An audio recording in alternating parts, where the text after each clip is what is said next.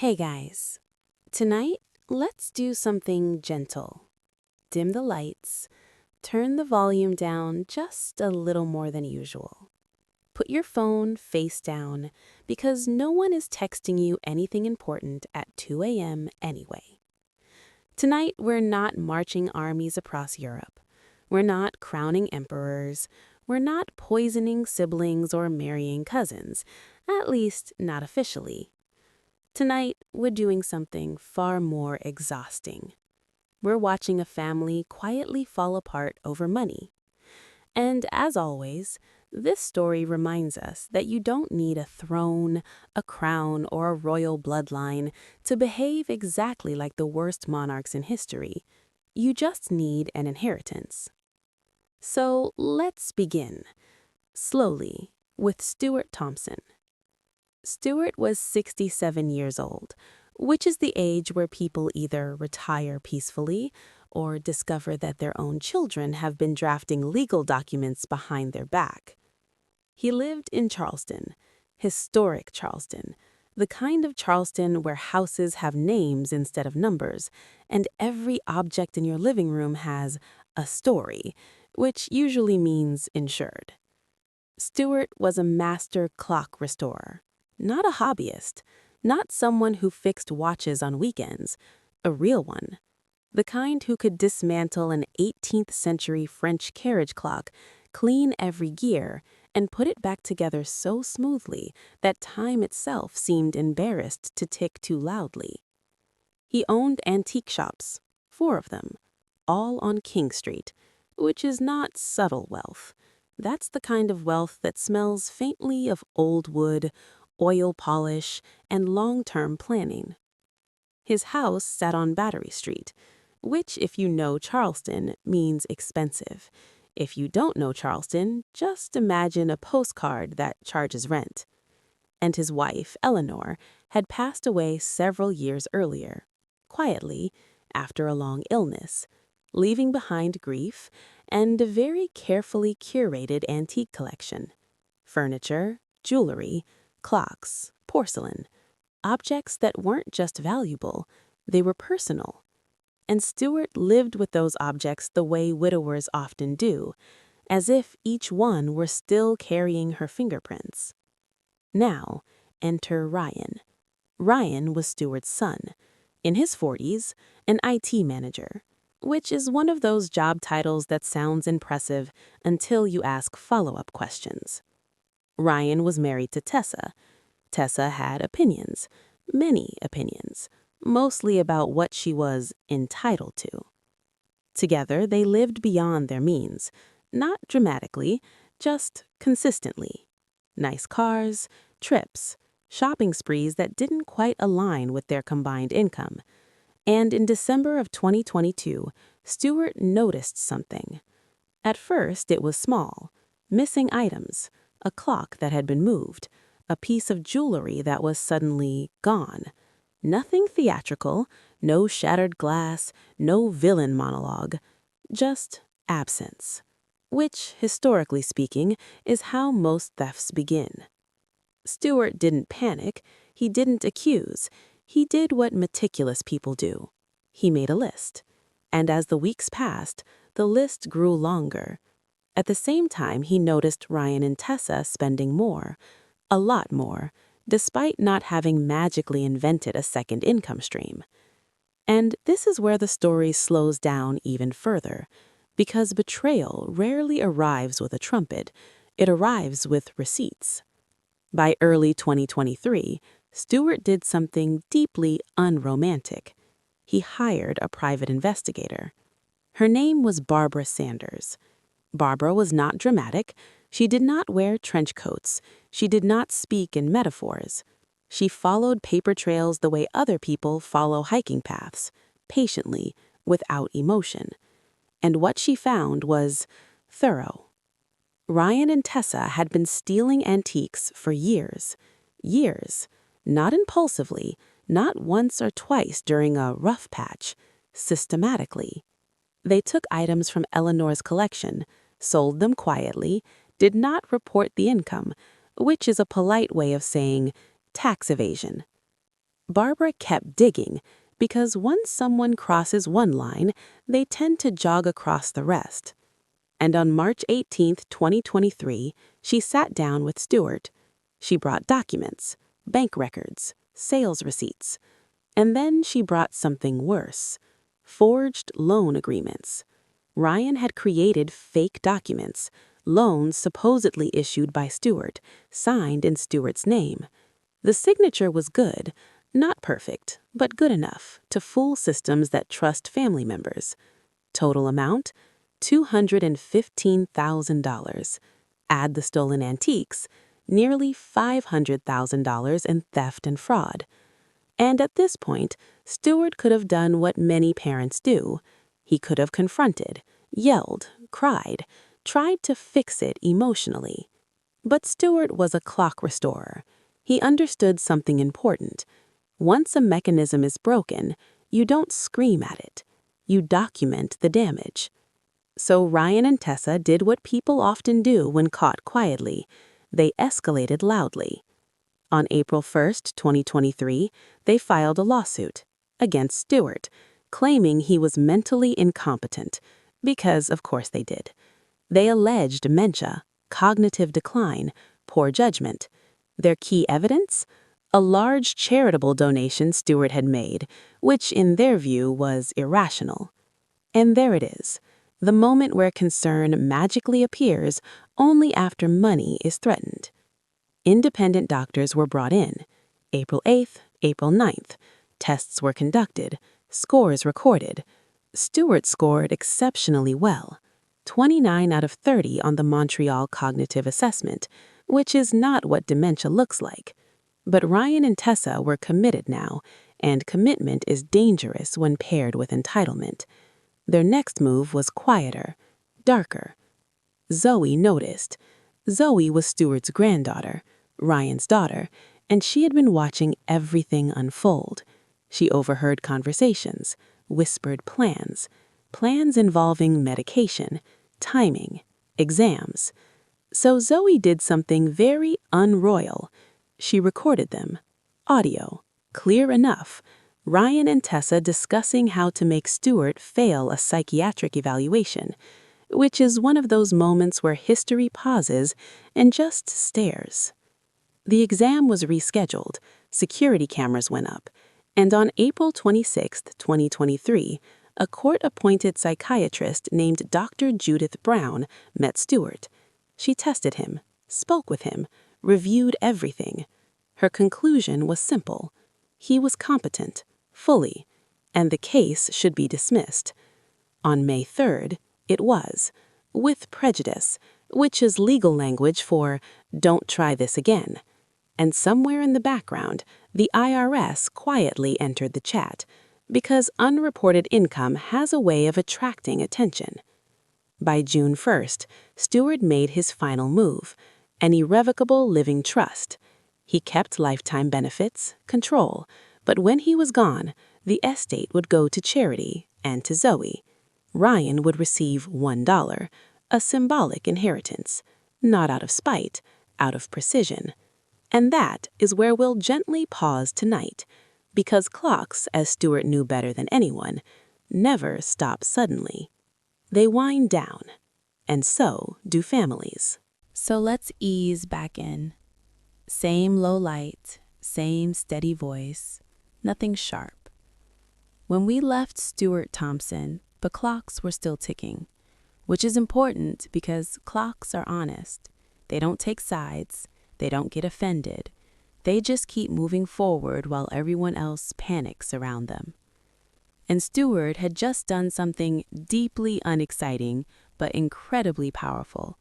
He locked his estate. Now, an irrevocable living trust sounds boring, and it is, which is exactly why it works. This wasn't a dramatic will reading. There were no lawyers dramatically clearing their throats, no storming out of rooms, just documents, signatures, witnesses. Steuart retained the right to live exactly as he always had. Same house, same shops, same clocks ticking softly in the background. But when his time eventually came, the future was already decided, and Ryan was not in it, except for $1, which is less an inheritance and more a punctuation mark. Now, people often ask why parents do this. Why go so far? Why not leave something? And historically speaking, this question comes up a lot. Kings disinherit sons, emperors exile heirs, nobles rewrite successions, not because they stopped loving their children, but because trust, once broken, doesn't magically regrow. And Steuart understood something most families don't want to say out loud. You can love someone and still protect yourself from them. Now let's drift gently into July. July 3rd, 2023. Steuart called a family meeting, which is already a bad sign. Family meetings are never about good news. No one gathers relatives together to announce, "Everything is fine, please enjoy the snacks." Ryan and Tessa arrived expecting negotiation, maybe guilt, maybe tears. What they got instead was evidence. Barbara Sanders' reports, bank records, forged documents, audio recordings, neatly organized, chronologically arranged, which is a very Steuart way of saying, "I've thought this through." He gave them a choice: repay the stolen funds, vacate the family home, relinquish all claims, or face criminal charges. There was no raised voice, no moral speech, just options. And this is where entitlement usually collapses, not loudly, but awkwardly. Because when there's no villain monologue to respond to, you're left arguing with facts. They settled, quietly. On August 2nd, Ryan and Tessa moved out. No police, no headlines, just boxes and the sound of doors closing, which, if we're being honest, is often how real consequences arrive. Now, Tessa didn't stop trying, because of course she didn't. On September 12th, during divorce proceedings, she attempted to claim half of Ryan's inheritance, which on paper was $1. The court reviewed the trust, reviewed the structure, reviewed the numbers, and declined. You can't divide what doesn't exist. Now, let's slow things even further, because victory is not exciting. Victory is quiet. Steuart didn't celebrate. He didn't throw a party. He didn't give interviews. He felt something else instead. Loss. Not financial, emotional. Because protecting yourself from your child doesn't feel like winning. It feels like grief with better paperwork. He spent more time with Zoe. She helped in the shops, learned the rhythms. Clocks are patient teachers. They reward attention. And then came September 23rd, a public gala, Charleston society, polite applause, carefully chosen words. A $1 million donation was announced to the Charleston Children's Educational Fund in Ryan's name, not as a reward, as a legacy correction, which is one of those gestures that says everything without raising its voice. And finally, October 15th, Steuart reopened his antique shop with a new assistant named Marcus, younger, curious, respectful. The clocks were restored, the shelves rearranged. Life continued. And that's the part history doesn't romanticize, the continuation. Because the story doesn't end with applause or reconciliation. It ends with routine. Steuart still missed his son, still thought about Eleanor, but he slept at night. And sometimes that's the most radical victory of all. When we return, we'll drift outward, from one family to the long tradition of inheritance disasters, broken bloodlines, and the deeply human instinct to grab the future before it's offered. But for now, let the clocks tick. All right, let's keep drifting. Same pace, same low volume, no sharp turns. Because Steuart Thompson's story, quiet as it was, belongs to something much older, much larger. A pattern that stretches backward through history like a badly copied family tree. The belief that inheritance is not a future gift, but a delayed inconvenience. And humans have been remarkably consistent about this. For as long as people have had property, land, titles, or objects that outlive them, someone nearby has been impatient about it. Kings were poisoned for it. Mothers were accused of madness for it. Fathers were locked in towers for their own good. Ryan and Tessa did not invent this strategy. They merely updated it with PDFs and forged signatures. So let's gently widen the lens. Not abruptly, just enough to see that Steuart's quiet legal battle sits comfortably beside some of history's most dysfunctional families. Take medieval Europe, where the concept of waiting your turn was treated as optional. Elder kings were routinely declared unfit, not because they were actually incapable, but because they were inconveniently alive. There's something deeply human about that logic. If someone else controls resources you want, then the problem is never your desire. The problem is their existence. Steuart's donation to charity was framed as evidence of incompetence. Historically, that's almost charming, because generosity has always been suspicious when money is involved. Roman emperors were accused of insanity for freeing slaves. Medieval nobles were accused of madness for favoring daughters. Queens were accused of hysteria for not producing sons fast enough. Mental fitness has never been a medical question first. It has always been a financial one. Ryan and Tessa claims concern, but concern arrived only after access was denied, which is very on brand for humanity. Now let's talk about forged documents, because forgery is one of the oldest crimes that still pretends it's clever. From medieval charters to Renaissance wills, people have always believed they could outwrite reality. Ryan forged loan agreements, used his father's signature, not aggressively, not sloppily, just well enough, which tells us something important. This wasn't desperation, it was planning, and planning requires time, comfort, a sense of entitlement that says, I deserve this anyway. In royal courts, this mindset produced civil wars.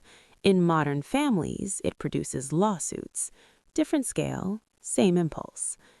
And then there's Zoe. Every dysfunctional dynasty has one unexpected stabilizer, the younger generation, the observer, the one who quietly notices patterns. In history, these are the grandchildren who side with reform, the nieces who preserve letters, the quiet heirs who learn from chaos rather than replicate it. Zoe recorded the conversations, not dramatically, not heroically. She simply chose reality over denial, and that choice changes outcomes. Steuart's trust wasn't just legal protection, it was historical correction. Irrevocable trusts exist for one reason. They acknowledge that relationships change, but documents don't. Kings used laws, modern people use trusts, same instinct. And yet, for all the paperwork, the victory was hollow, because history never pretends that justice feels good. It feels stable, predictable, quiet. Steuart didn't regain a son. He regained sleep, which is not poetic, but it is honest. Now let's slow even further, because the end of this story isn't about Ryan or Tessa. They fade the way most disgraced heirs do, into paperwork, audits, legal footnotes. The real ending belongs to routine. Steuart reopening his shop, teaching Marcus how not to rush a mechanism. Clocks punish impatience. They jam, they misalign, they stop. And maybe that's the lesson Steuart didn't articulate, but lived. Time cannot be stolen, only misused. Ryan tried to take the future early and lost it entirely. Steuart waited and kept what mattered. When we return for part 4, we'll settle into the aftermath, the quiet emotional residue that follows family betrayal, the strange peace that comes after finality. No drama, no redemption arc, just the long, soft ticking of consequences, doing exactly what they always do. Let's slow down even more now. This is the part of the story where nothing really happens, and that's kind of the point. Because after lawsuits end, after trusts are signed, after people move out with their boxes and their grievances, life doesn't resolve, it settles. Steuart Thompson didn't wake up one morning feeling victorious. There was no emotional sunrise, no sudden sense of closure. What he felt instead was space, and space can be uncomfortable when you're not used to it. The house on Battery Street became quieter, not lonely exactly, just less tense. No whispered conversations behind doors, no strange looks at the furniture, no sense that objects were being evaluated instead of appreciated. The antiques stayed where they belonged, which is a strange thing to notice, but Steuart noticed it. The clocks ticked the same way they always had, but now the sound didn't carry suspicion with it. He returned to routines: morning coffee, opening the shop, adjusting pendulums. Marcus learned quickly, mostly by being quiet. Good assistants understand when not to speak. Good apprentices understand that silence is part of the craft. Steuart showed him how to listen to a mechanism, not just hear it. Listen, because clocks tell you when they're unhappy. They slow, they hesitate, they drift. People do the same thing, they just lie about it more. Zoe visited often, not out of obligation, out of alignment. She didn't ask questions that demanded answers. She didn't push for emotional reconciliation. She just showed up, which is, historically speaking, the most reliable form of loyalty. The scholarship fund honoring Eleanor continued quietly. Children received opportunities they would never associate with a family lawsuit. That was intentional. Legacy works best when it isn't performative. Ryan faded further from Steuart's daily thoughts. Not completely. Parents don't erase children. But the sharp edge dulled. History rarely gives us forgiveness arcs. It gives us distance. And distance is often enough. Steuart sometimes thought about how close he had come to losing control of his life. Not dramatically, just in passing, like noticing a crack in the sidewalk you narrowly missed stepping into. The trust did its job, the law did its job, but the emotional cost remained, which is also historically consistent. No king ever walked away from a succession crisis unscarred. No parent survives betrayal unchanged. The difference is that Steuart chose preservation over punishment. He didn't chase vengeance, he chose stability. And that choice is quiet, unimpressive, and deeply effective. So if this story feels anticlimactic, that's because peace usually is. No music swell, no reconciliation dinner, no tearful apology. Just clocks, time, and a man who kept his future intact by accepting that some things couldn't be repaired. And that's where we'll leave it tonight, not with justice served, but with justice settled. If you're still listening, good. That means the story did exactly what it was supposed to do. So let the lights stay low, let the clocks keep ticking, and remember, history isn't loud, it's patient, and eventually, everything finds its place. All right, if you're still here, we're officially in the softest part of the night, the part where stories stop moving forward and start stretching out sideways. Because by now, the events are finished, the documents are filed, the doors are closed. What remains is interpretation, and history loves interpretation because it allows us to pretend patterns are lessons. So let's take the long view, the one historians usually reach only after everyone involved is gone and no one can argue back. Steuart Thompson's story is not dramatic in the traditional sense. There are no coups, no public executions, no dynastic wars fought over banners and bloodlines. But functionally, it's the same story that has played out for centuries. an aging patriarch, accumulated wealth, an impatient heir, and attempts to rewrite reality by questioning sanity. In ancient Rome, this ended with exile. In medieval France, with monasteries. In early modern England, with locked rooms and sealed letters. In modern America, it ends with trusts, recordings, and a very tired man making coffee alone in a quiet house. Progress. What makes Stewart's case interesting isn't the money. $6.6 million sounds impressive, but history yawns at numbers. What matters is control. Who decides when the future arrives? Inheritance disputes are never really about wealth. They're about timing. Ryan didn't believe his father deserved more time, more autonomy, more authority. He believed the future should arrive early, preferably now, preferably signed over. And history tells us something uncomfortable here. Every generation believes it is more entitled than the last. Not more greedy, just more urgent. Medieval heirs blamed aging kings for stagnation. Victorian sons blamed fathers for hoarding capital.